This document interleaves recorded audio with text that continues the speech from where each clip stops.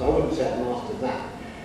But I think I say I realise that I'm probably better at being myself through these journeys than I am at fabricating.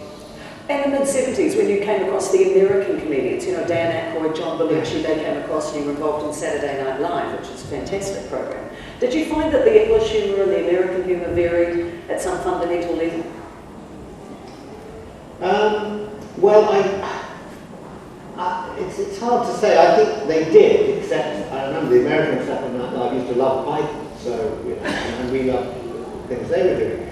I think American humour, like a lot of other things about America, is productivity-led. You've got to be selling something, you've got to be selling jokes, you've got to be selling, it's slightly harder, it's pushier, it's noisier, and the English humour tends to still have that sort of dwelling on wordplay and all this sort of things. It doesn't have to be hard-hitting, it can be quite dry, it can be quite ironic, and can be played down. And because Americans tend to quite like to play their humour up. But then I think of someone like Woody Allen, the Jewish humour, can be quite soft. So, but then you have the other Jewish humour, which is someone like Mel Brooks, which is very delivery, very hard, very much on the nail. But I would say the difference is between sort of loud and quiet. The Americans couldn't have done Python though, probably.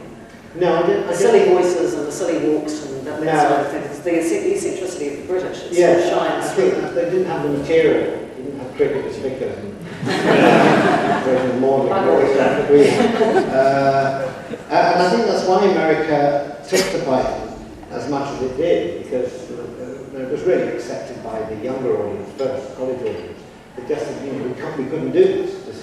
We couldn't say this about America. We couldn't be as silly and as daft and irreverent as this. And of course, Americans can be irreverent, but they hadn't seen it done in a program that put on American television was much more rigidly organised, much more at the behest of the commercial companies who would sponsor programs than the BBC. And the BBC was at that time, and still is to a certain extent, a great breeding ground for good programs, good creative programs, because you're sort of allowed to get on with it. If you've got to sell something, whether it's toothpaste or perfume or whatever, you know, you've got to do something that won't offend the audience that the salespeople have identified. Very tricky stuff. Just tricky.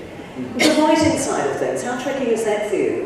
We have here on Monday, February 20th, all is calm and quiet here. You know, the children are back at school. It's very cold outside. I have no games of squash planned and no meetings. An ideal set of conditions for writing, and yet once again, it does not come. I realise that I'm severely short of motivation, and basically you go and get a glass of wine and go up to a bookshop and have it sort of a mosey around. But how often does that happen to you over the years, where you're not quite finding the motivation or the focus that you want as a writer? Well, I think it's because it happens quite often, because I think there's a side of me which is quite happy to laze around.